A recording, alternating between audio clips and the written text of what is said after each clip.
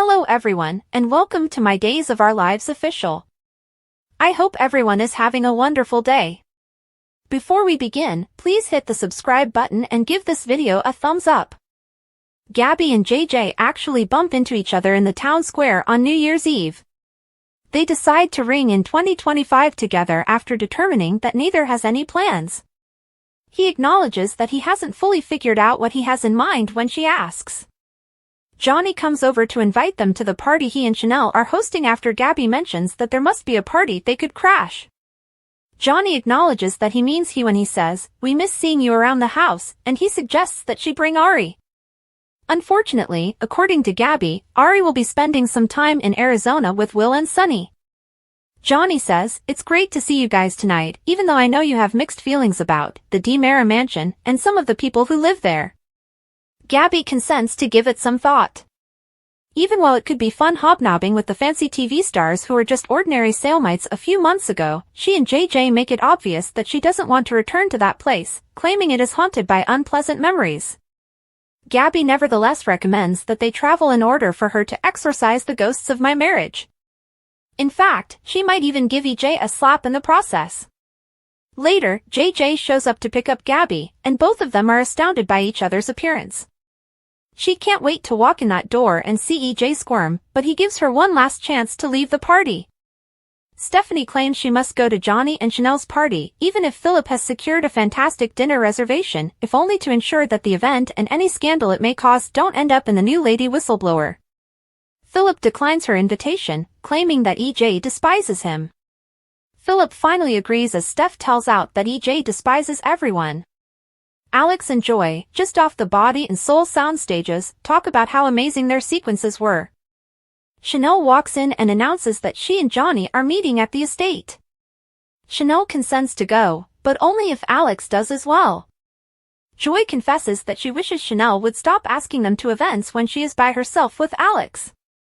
In order for his wife to stop believing that Joy and Alex were the ones who had hooked up, Alex wishes Johnny will come clean and tell her the truth. Joy and Alex talk about how much they detest lying, but they also agree that they don't want to harm Chanel. Jada pub Roborafe. Jada notes right away that Roborafe is dressed differently than when she last saw him when they meet up at the Brady pub. He says he bought a new clothing at the mall after spilling coffee on himself. After clearing that up, Jada informs him that EJ is no longer DA and that she was the reason behind his termination. He frequently makes mistakes during their conversation that Rafe wouldn't, such as failing to recognize the name Paulina and openly sneering in mockery at her news. Robo-Rafe is heard by Johnny calling EJ a jerk. Since Rafe and EJ are now working together, which Jada is unaware of, Johnny thinks that perhaps they should go to the party. Robo-Rafe agrees right away, which naturally surprises Jada, who claims she can't attend EJ's party because she just got him fired. RR refers to her as Boo during their conversation about the party, and when she is taken aback by this term of affection, he says he's just trying it out. They depart to prepare after he assures her that the party will be enjoyable, something she strongly doubts. As is customary in Salem, EJ is talking to himself and hoping Arnold won't make a mess of things. Naturally, DiMera is quite busy attempting to get the real Rafe into the hidden area of the mansion. He then makes his way back to the living room, where Belle, who just arrived, asks him why he was down there in those not-so-secret tunnels after noticing that he is out of breath. He says that workers are repairing the tunnels. She jokes, so the DiMeras can hold more people hostage in the new year. Chanel walks in to inform EJ about the last-minute celebration just as Belle is ready to inform him that she will be taking over as district attorney. Chanel mentions that she would visit the wine cellar while talking about the specifics, which naturally causes EJ to react strongly and is seen by Belle. EJ sends Chanel off to get ready and says that the non-existent contractors will make arrangements to bring the alcohol upstairs. The legal eagle accepts Chanel's suggestion that Belle stay for the celebration. Belle tries to share her news with EJ once more while they are alone, but he cuts her off to clear the air. He acknowledges that he does not like her as a co-worker, but he still has fondness for her as a person. He proposes that they go on a date as they have both recently become single. He laughs about her sister and his ex, saying, "Just don't tell Samantha." Philip and Stephanie are leaving her apartment when they bump into Alex coming out of his. In addition to congratulating them, Alex shares with Stephanie the discussion he had with Philip in which he expressed his desire to advance their relationship. As if that weren't awful enough, the three of them discover that Alex is going with Joy to the same party.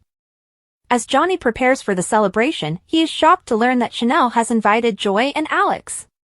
Before the party, Johnny suggests that they take a shower together after working up a quick sweat. RoboRafe enters the party to check it out and offer her some champagne, leaving Jada standing outside in an unquestionably strange moment. Before Jada, Philip, and Stephanie enter, EJ, who just finished putting a homemade "Do Not Enter" sign on the tunnel entrance, has time to speak briefly with Arnold and threaten each other. EJ pulls Arnold aside and tells the crook to avoid Jada so he can leave town as soon as possible. The text says, "Get the Days of Our Lives email from Soaps. Receive daily summaries, spoilers, exclusive interviews, and breaking news alerts delivered directly to your email. Sign up at https://cloud.email.soaps.com." EJ talks to Gabby and wants to know who invited her, which makes his night worse. Her words, "I was invited by your son, who has much better manners than his father," make RoboRafe chuckle his trademark snort laugh once more. Even worse, EJ discovers that JJ is Gabby's date. "Do I need to be concerned that you might attack me once more?" Mara queries. JJ makes a vow to keep his hands to himself, but Gabby cautions him about making that specific commitment too quickly. EJ is obviously in awe when Belle arrives wearing a Chanel gown. Joy and Alex are welcomed by Johnny and Chanel, so EJ isn't the only one who feels uneasy.